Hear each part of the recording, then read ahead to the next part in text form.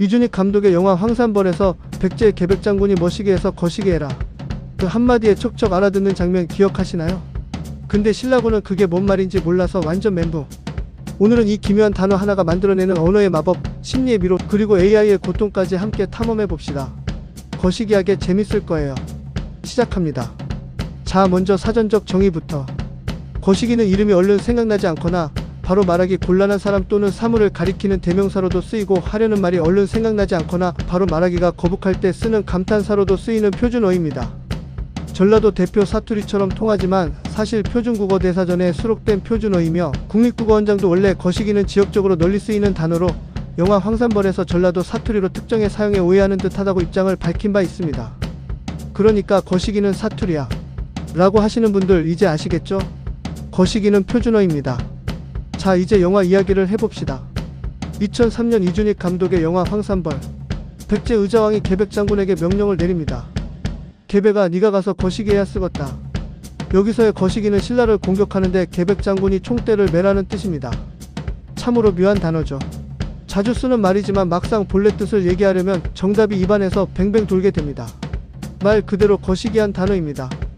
백제군 내부에선 어떻게 됐을까요? 거시기가 머시기해서 거시기 머시기로 거시기하게 라고 해도 모두가 고개를 끄덕끄덕. 그야말로 공유된 맥락이 만들어내는 텔레파시 커뮤니케이션입니다. 반면 신라군이 이 말을 들으면요, 거시기? 그게 뭐고? 뭘 어떻게 하라고? 공격? 후퇴?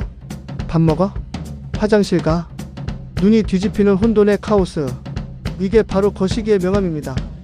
구체적으로 말하지 않아도 이미 알고 있을 것을 염두에 두기에 비언어적인 표현 방식으로 분류하기도 합니다.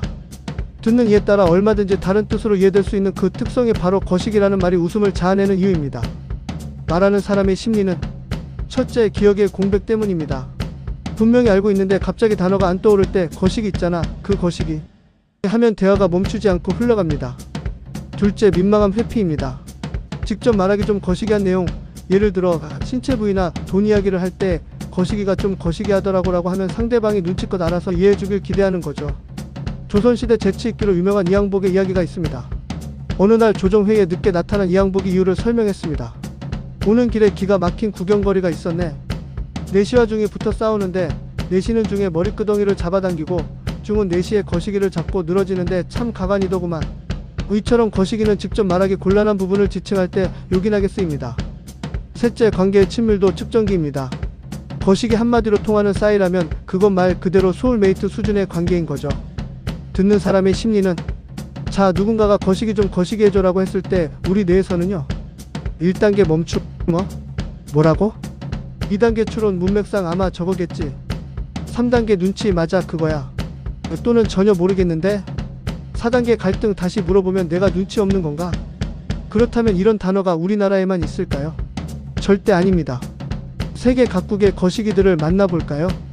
영어 띵어매직, 와치어 맥컬릿 옥스퍼드 영어 사전은 이런 표현들을 이름이 잊혔거나 알려지지 않은 사물이나 사람이라는 카테고리로 따로 분류하며 무려 64개 항목이 등재돼 있고 일부는 중세 영어 시기 1100년에서 1300년까지 거슬러 올라갑니다.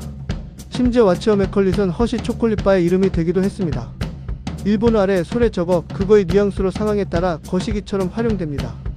독일어 딩스다붐스다 거시기를 번역하면 딱 이 느낌입니다. 네덜란드어 후펠테프은 무엇인지 모르는 물건을 부를 때 씁니다.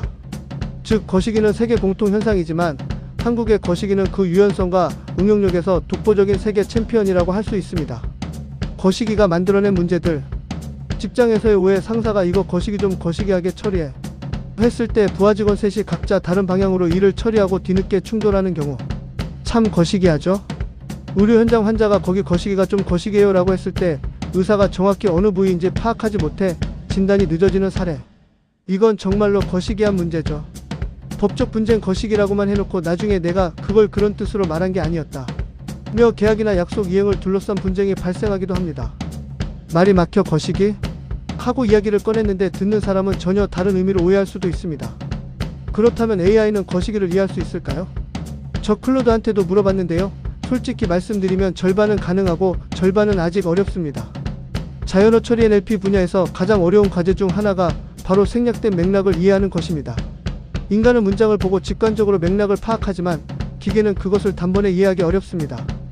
글로 써진 거시기가 거시기하다는 문장이라면 AI는 앞뒤 문맥을 분석해서 어느 정도 추론이 가능합니다. 하지만 실제 대화에서 억양, 표정, 상황, 배경이 결합된 진짜 거시기는 아직 AI에게는 신의 해석력이 필요한 영역입니다. 거시기 별거 아닌 것 같지만 사실은 수천 년 인류의 언어 본능이 응축된 말입니다. 서로를 깊이 이해할 때 비로소 통하는 말, 거시기는 어쩌면 신뢰와 친밀함의 언어인지도 모릅니다. 다음번엔 훨씬 거시기한 주제로 찾아올게요. 구독과 거시기는 항상 거시기합니다.